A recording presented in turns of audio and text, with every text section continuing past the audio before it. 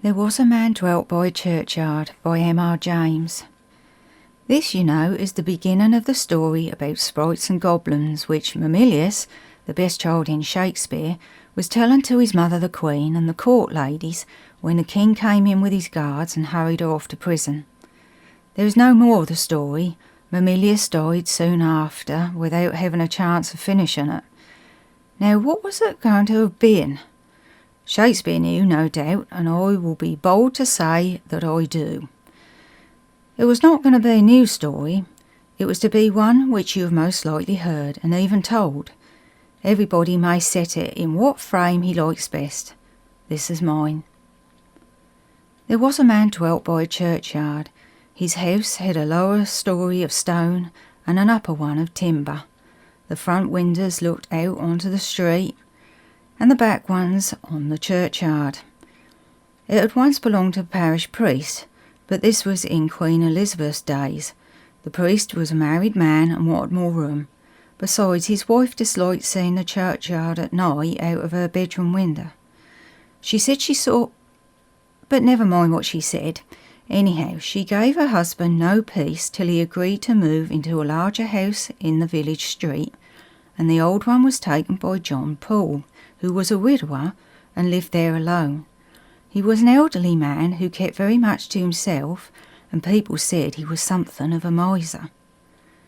It was very likely true. He was morbid in other ways, certainly. In those days it was common to bury people at night and by torchlight, and it was noticed that whenever a funeral was toward, John Poole was always at his window, either on the ground floor or upstairs, according as he could to get the better view from one or the other. There came a night when an old woman was to be buried. She was fairly well-to-do, but she was not much liked in the place. The usual was said of her, that she was no Christian, and that on such nights as Midsummer Eve and All Hallows, she was not to be found in her house. She was red-eyed and dreadful to look at, and no beggar ever knocked at her door. Yet when she died she left a purse of money to the church. There was no storm on the night of her burial. It was fair and calm, but there was some difficulty about getting bearers and men to carry the torches, in spite of the fact that she had left larger fees than common for such as did that work. She was buried in woolen, without a coffin. No one was there but those who were actually needed, and John Poole watching from his window. Just before the grave was filled in, the parson stooped down and cast something upon the body, something that clinked, and in a low voice he said words that sounded like, "Thy money perish with thee." Then he walked quickly away, and so did the other men, leaving only one torch-bearer to light the sexton and his boy while they shovelled the earth in. They made no very neat job of it, and the next day, which was a Sunday, the churchgoers were rather sharp with the sexton, saying it was the untidiest grave in the yard, and indeed, when he came to look at it himself, he thought it was worse than how he had left it. Meanwhile, John Poole went about with a curious air, half exultant, as it were, and half nervous. More than once he spent an evening at the inn, which was clean contrary to his usual habit, and to those who fell into talk with him there, he hinted that he'd come into a little bit of money and was looking out for a somewhat better house. "Well, I don't wonder," said the smith. "I don't care for that place of yours. I should be fancying things all night. The landlord asked him what sort of things." "Well, maybe somebody climbing up to the chamber window, or the like of that," said the smith. "I don't know. Old Mother Wilkins that was buried a week ago today, eh?" "Come, I think you might consider of a person's feelings," said the landlord. "It ain't so pleasant for Master Poole, is it now?" "Master Poole don't mind," said the smith. "He's been there long enough to know. I only says it wouldn't be my choice.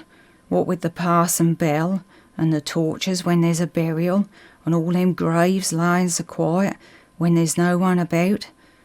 Only they say there's lights. Don't you never see no lights, Master Poole?"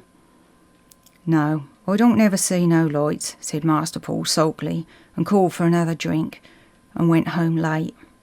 That night, as he lay in his bed upstairs, a moaning wind began to play about the house, and he could not go to sleep. He got up, and he crossed the room to a little cupboard in the wall. He took out of it something that clinked, and put it in the breast of his bedgown. Then he went to the window and looked out into the churchyard.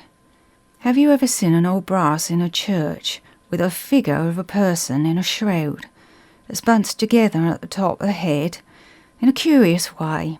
Something like that was sticking out of the earth in a spot of the churchyard which John Paul knew very well. He darted into his bed and lay there very still indeed. Presently something made a faint rattling at the casement. With a dreadful reluctance, John Paul turned his eyes that way. Alas, between him and the moonlight was a black outline of a curious bunched head. Then there was a figure in the room. Dry earth rattled on the floor. A low, cracked voice said, "Where is it?"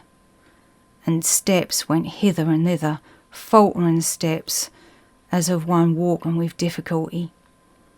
It could be seen now and again, peering into corners, stooping to look under chairs. Finally it could be heard fumbling at the doors of the cupboard in the wall, throwing them open. There was a scratching of long nails on the empty shelves. The figure whipped round and stood for an instant at the side of the bed, raised its arms, and with a hoarse scream of, "You've got it!" At this point, His Royal Highness Prince Mamilius, who would, I think, have made the story a good deal shorter than this, flung himself with a loud yell upon the youngest of the court ladies present, who responded with an equally piercing cry. He was instantly seized upon by His Majesty Queen Hermione, who, repressing an inclination to laugh, shook and slapped him very severely. Much flushed and rather inclined to cry, he was about to be sent to bed, but on the intercession of his victim, who had now recovered from the shock, he was actually permitted to remain until his usual hour for retiring, by which time he too had so far recovered as to assert, in bidding good night to the company, that he knew another story quite 3 times as dreadful as that one, and would tell it on the first opportunity that offered.